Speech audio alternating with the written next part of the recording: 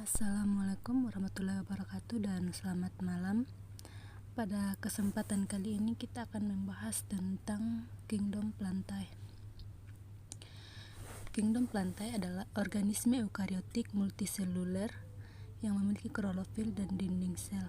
Warna hijau pada plantae berasal dari klorofil. Klorofil berfungsi untuk fotosintesis dan menghasilkan makanan sendiri atau auto. Kemudian ciri-ciri kingdom plantae. Yang pertama, bersifat autotrof atau dapat menghasilkan makanan sendiri dengan cara fotosintesis. Yang kedua, memiliki dinding sel yang terbuat dari selulosa. Yang ketiga, bersifat multiseluler atau mempunyai banyak sel. Yang keempat, memiliki klorofil yang berfungsi untuk fotosintesis. Yang kelima, bisa menyimpan cadangan makanan dalam bentuk amilum atau pati. Yang keenam, berproduksi secara seksual maupun aseksual. Yang ketujuh, hidup di perairan maupun daratan. Yang kedelapan, bisa mengalami pergiliran dalam siklus hidupnya. Berikutnya, klarifikasi dan jenis kingdom. Kingdom plantae terbagi menjadi 3 divisi, yaitu Bryophyta atau tumbuhan lumut, Pteridophyta atau tumbuhan paku, dan Spermatophyta atau tumbuhan berbiji. Bryophyta adalah sebuah plate perairan antara plantae berkormus atau Cormophyta dengan plantae bertalus atau Talophyta. Sama halnya dengan Pteridophyta, Bryophyta juga mengalami metagenesis dan mengalami suatu pergiliran keturunan. Ciri-ciri Bryophyta: yang pertama, memiliki 2 bentuk generasi, yakni generasi sporofit dengan generasi gametofit. Yang kedua, merupakan plantae peralihan karena terdapat plantae yang berupa talus atau lembaran, yaitu lumut hati, dan plantae yang sudah memiliki struktur tubuh mirip dengan batang, akar, dan daun sejati. Yang ketiga, Talophyta merupakan plantae yang dapat dibedakan antara akar, batang, dan daun. Yang keempat, plantae lumut merupakan vegetasi perintis suatu plantae pelopor atau tumbuh sebelum plantae lainnya dapat tumbuh. Yang kelima, plantae lumut berukuran mikropis 1-2 cm dan ada pula yang berukuran sampai 40 cm. Yang keenam, Cormophyta merupakan plantae yang sudah dapat dibedakan antara akar, batang, dan daun. Yang kedua yaitu Pteridophyta.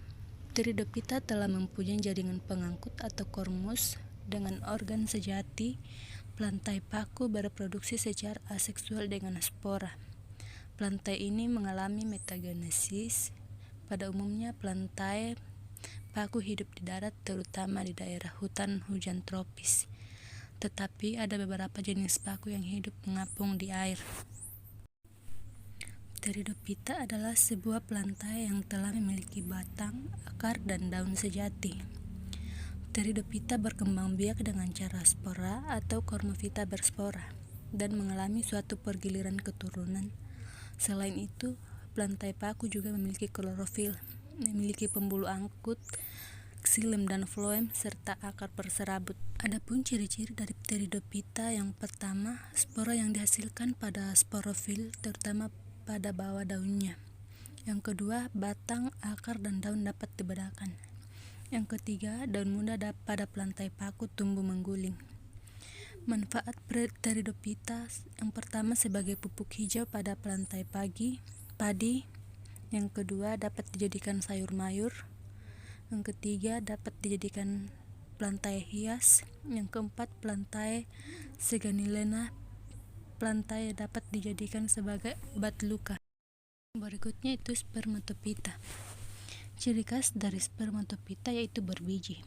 Istilah Spermatophyta berasal dari bahasa Yunani, yaitu sperma yang berarti biji dan phyton yang berarti plantae. Biji merupakan hasil pembuahan antara benang sari dan putik di bunga dan menjadi cikal bakal dari individu baru. Spermatophyta dibagi menjadi 2 subdivisi, yaitu Angiospermae atau biji tertutup dan Gymnospermae atau biji terbuka. Spermatophyta hidup di darat dan beberapa hidup di air. Yang berikut itu ciri-ciri Spermatophyta. Yang pertama, memiliki 2 subdivisi, yaitu biji tertutup dan biji terbuka. Yang kedua, memiliki organ biji atau bunga yang dihasilkan oleh bunga atau strobilus. Manfaat dari spermatopita yang pertama, sebagai bahan makanan pokok, contohnya padi dan jagung.